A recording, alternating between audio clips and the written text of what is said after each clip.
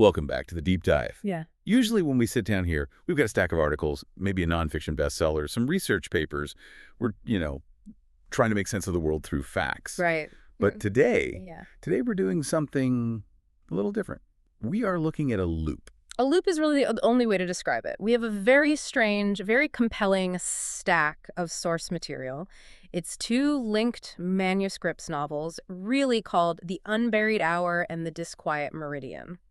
But they aren't just books you'd, pick up at the airport. Not at all. Right, it's the packaging that caught my eye immediately. These texts come with this layer of director's notes and a glossary that frames the whole thing as an experiment. Yes. It feels less like reading a story and more like, debugging a piece of software or looking at blueprints. That's a great analogy because the notes explicitly describe these texts as a recursive loop.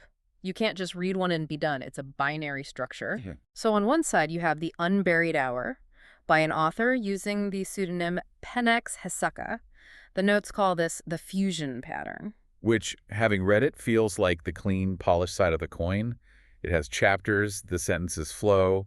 It feels like a book. Exactly. It's structured, it's philosophical, it's got a clear beginning, middle, and end. It's the story we want to tell ourselves. But then you have the second one, The Disquiet Meridian, By Apenex Arius. and this one is labeled the residue pattern. Residue. That is such an evocative word. It implies waste. The stuff left over in the filter. Precisely. It's described as the shards, the messy leftovers, the emotional debris that just wouldn't fit into the clean narrative of the first book. So our mission for this deep dive isn't just to summarize the plots, which are wild enough, but to unpack how these two totally contrasting stories are really exploring the exact same question, Just from opposite ends of the spectrum. which is, How do we wake up from a life that has effectively stopped? And when we do wake up, what are we supposed to do with all the broken pieces of ourselves? I think everyone listening has felt that stopped sensation at some point, that feeling of just buffering. Yeah. So let's jump into the first part of this loop, the fusion pattern, the unburied hour. Right. So we enter the world of Martin Velde. And the author, this Penex Hesaka, does not waste time with subtlety. We meet Martin in his office, and the metaphor for his entire existence is literally hanging on the wall. The clock. I love this detail because it's so mundane, but so horrifying. It's the anchor of the first act. Martin works in an office processing disability, claims a job that should require empathy, but he does it robotically. And on the wall is a clock that is permanently stuck at 11.47. Okay, I have to pause on 11.47. It's so specific. It's not noon. It's not quite lunch. It's just almost. It's the permanent almost. The definition of purgatory. And the text says it has been stuck there for 3 years. 3 years. Nobody fixes it. Martin notices it every single day, acknowledges it, sighs, and does nothing. Which tells us everything we need to know about him at the start. It's the core of his character. He's functioning, he's breathing, but he is not living. He's in stasis. The text describes his routine in painful detail. The same lunch of bread, cheese, and an apple. Same park bench. Watching the same old man feed pigeons. It's a loop of safety. It feels like he's hiding in the routine. If you stay in the loop, you don't have to face anything unpredictable. You don't have to feel anything. But, the unpredictable finds him anyway. The inciting incident. He gets a letter from France. Specifically from a man named Henri Laval. Martin's father, Wilhelm Velde, has died. And this is complicated, right? Because Martin isn't grieving in the way you'd expect. He's not, weeping on the floor. No. He's been estranged from his father for decades. But the source material makes a really interesting distinction here. It wasn't a loud estrangement, no shouting matches, no throne plates. It was a relationship of silence. The ghost. Exactly. Yeah. Martin remembers his father as a ghost, someone physically present but spiritually absent. So Martin has to travel to his father's village. And the village name, talk about heavy-handed, but I actually loved it, Saint-Véran-du-Mort. which is Saint-Véran of the Dead. Very subtle, right. But here's the contrast that I think makes this fusion pattern work so well. The village is actually incredibly alive. Totally. The manuscript describes it with these lush sensory details. The smell of wild lavender, the sound of bees, this thick golden light. It's a total shock to his system after years in that gray office. It's like stepping from a black and white movie into Technicolor. And while he's there, digging through his father's things, he finds some artifacts. This is the detective work of the soul. He finds a photograph. It's a picture of a little boy holding a red ball, just laughing hysterically. Pure, unfiltered joy. And he doesn't recognize the kid. That's the kicker. It takes him a long moment to realize that is him. He has become so dissociated from his own capacity for joy that the child in the photo looks like a stranger. Wow. But his father, this ghost of a man, had kept it. Sat in his room for years just staring at that photo. And alongside the photo, there's a letter. A letter with a single haunting instruction: do not become what I became. Which forces Martin to ask the obvious question, what did you become? Because from the outside, his dad just seemed like a quiet, boring guy. Exactly. And this sends Martin on a quest. He travels to Algiers to meet a woman named Isabelle Mersault. And through her, we learn the truth. This is the backstory of the ghost. Right. Wilhelm hadn't just been a boring, quiet man. He was a man broken by tragedy. During the war in Algeria, he fell in love with a woman named Fatima. She died in an explosion collateral damage, and Wilhelm survived. Physically survived. Only physically. The text says he died with her.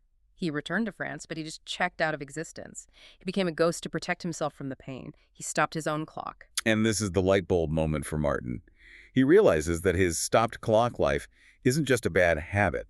It's an inheritance. He's inheriting his father's spiritual paralysis. And this is where the fusion pattern delivers its thesis.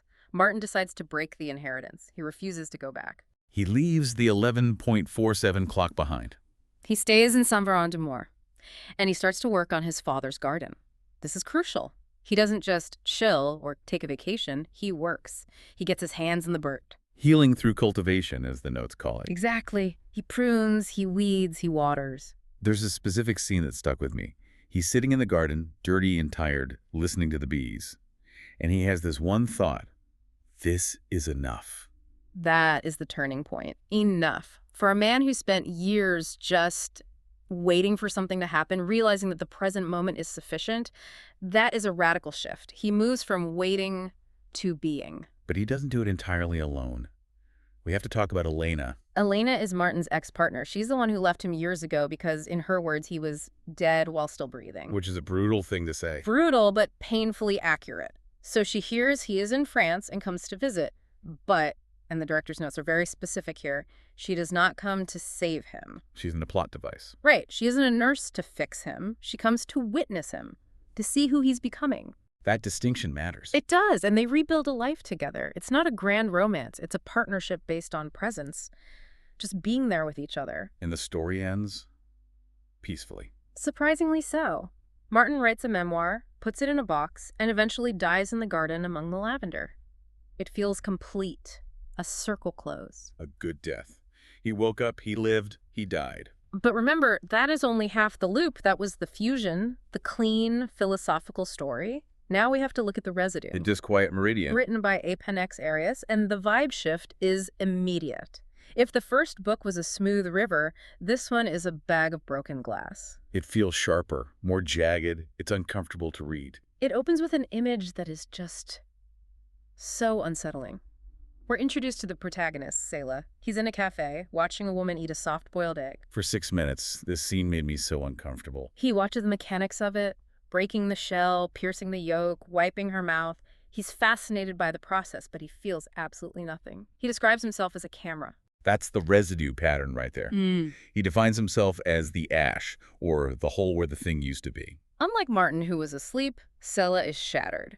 We learn fairly quickly that he's a survivor of a massive trauma, a house fire when he was a child. A fire that killed his parents and his sister? Yes. But the trauma isn't just the loss. The source material drills into this specific detail. Séla was outside when it happened. He stood there and watched. He didn't act. He didn't run, he didn't scream, he just froze and watched the house burn. He believes his humanity burned up in that house. So his writing reflects that. It isn't a memoir like Martin's. It scraps. Literally. Receipts, napkins, backs of envelopes, disconnected phrases like nothing accumulates or the fire burned for 3 hours. It feels manic. It's the raw data of pain. Exactly. But then we get the counterforce. Vera. Vera works with him. Yeah. And she is persistent. Relentless. Séla keeps telling her explicitly, there is nothing here, I am empty, go away. And she just brings him coffee and sits down. She tells him, I don't believe you, which is incredibly bold. It is. But she insists there's something beneath the ash. And she does something practical. She helps him organize those scraps of paper. This is the meta layer. The book we're reading is supposedly the book they are assembling from these shards. So he isn't writing a story, he's excavating it. He's digging it up.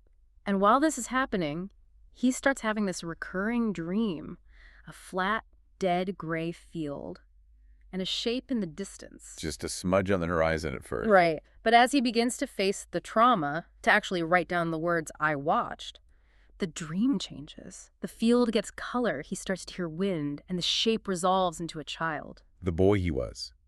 The boy who watched.